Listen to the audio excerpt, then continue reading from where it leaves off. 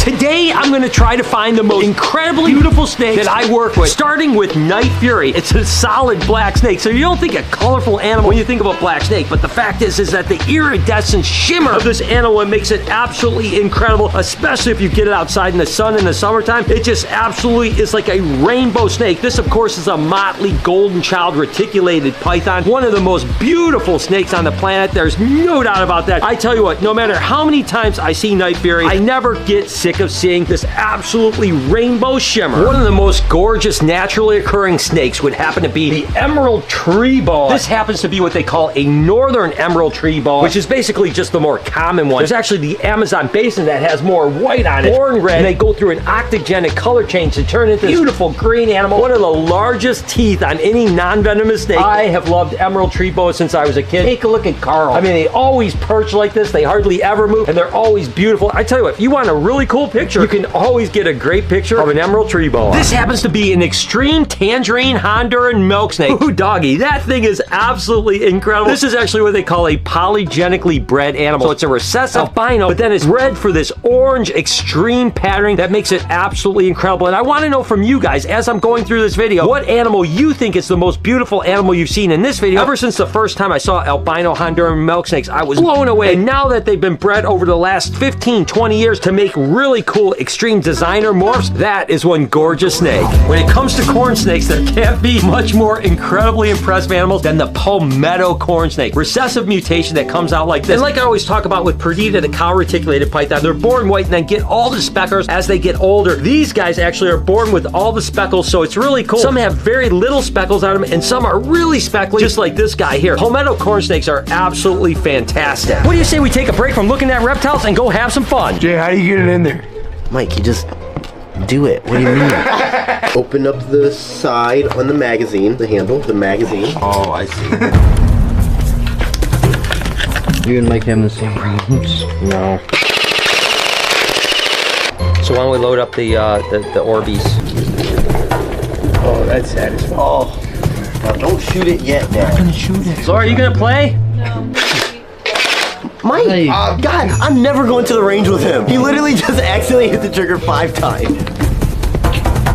I remember the first time that I saw the very first scaleless corn snakes. I was absolutely blown away. You guys know I love scaleless stuff. Well, then over time, we bred them into all kinds of different things. And of course, there's something that's called an Abbott's Okatee, which is an Okatee corn snake that's polygenically bred for the biggest, widest kind of saddles around. And then when you put them into scaleless, it makes them even better. So this is actually a scaleless Abbott's Okatee corn snake. I tell you what, that thing looks like something you'd see in Halloween. It is absolutely stunning. These guys still blow me away every time I see them. These are what they would call coral snow corn, sometimes called a salmon snow corn as well, polygenically bred, which just basically just means that you're breeding the best of a certain color trait. In this case, we're breeding for pink color, and generation after generation of continuing breeding the pinkest animals. I never thought we would get to a point where we have this kind of fluorescent pink corn snake. It's absolutely ridiculous, and it just keeps getting better and better each generation, and that's what it's all about when you selectively breed for a specific phenotype, or what they would call a color phase. And who knows what the future is going to be? How pink can these get? I don't know, because they're pretty darn pink right now.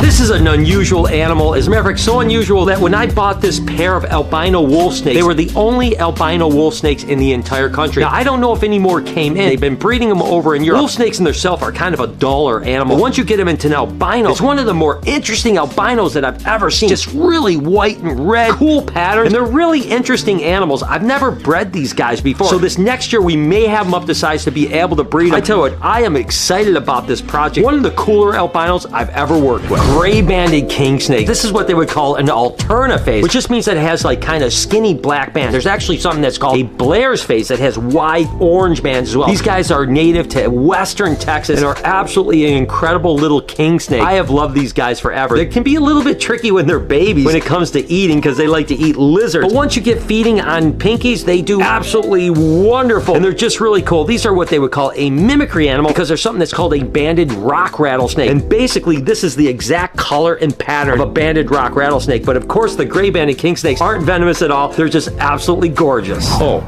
hey, Speedy.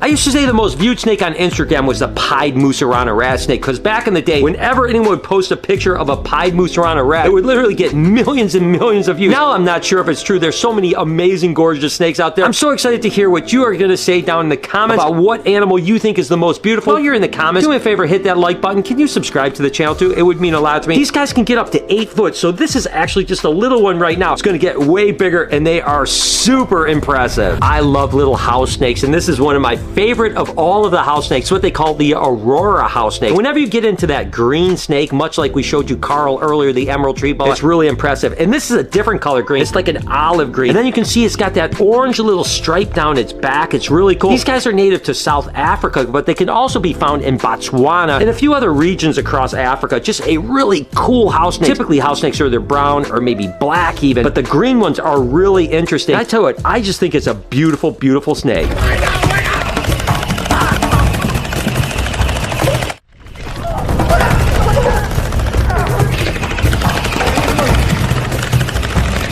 Very well. Oh, okay. Ow! Ow! Ow!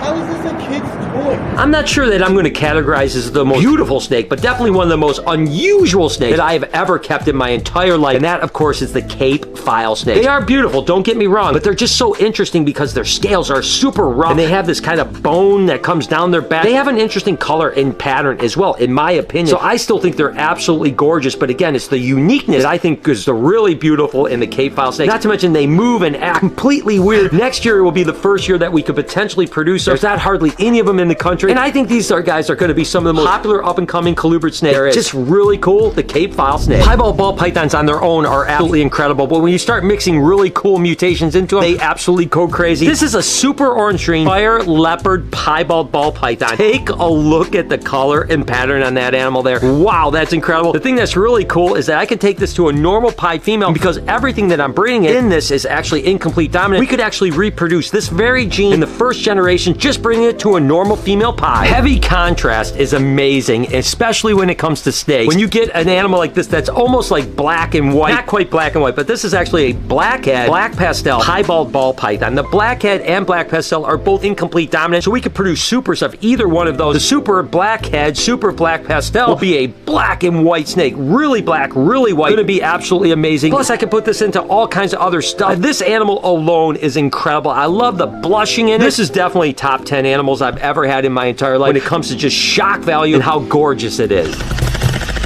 Wait, can we just get a shot real quick of Dad? Everyone just shooting at him.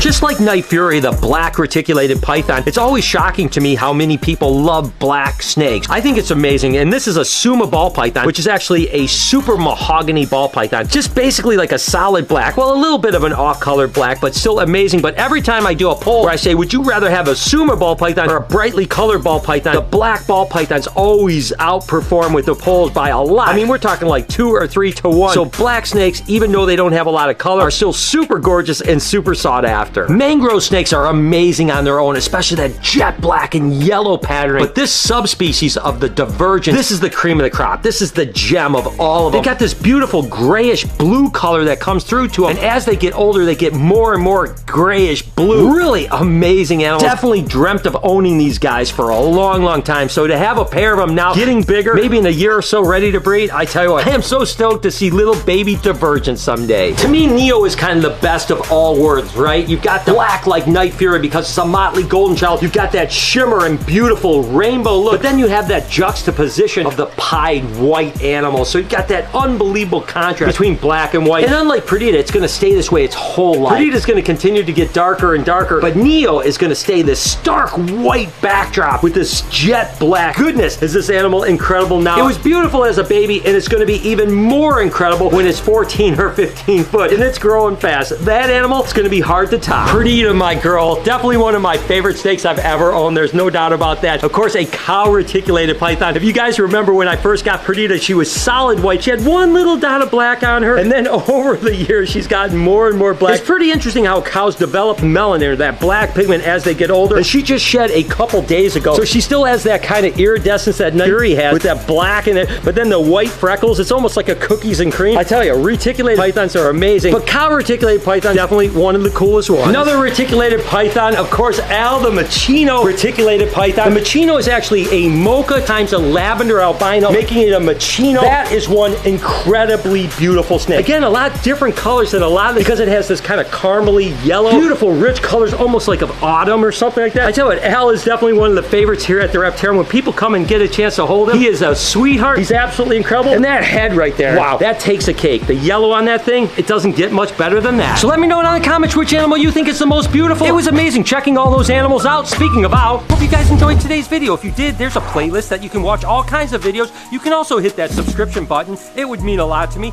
Also, hit that like button while you're down there. Have a wonderful day, Reptile Army. Remember, This can't be your new thing. it's gotta be. I've got no choice.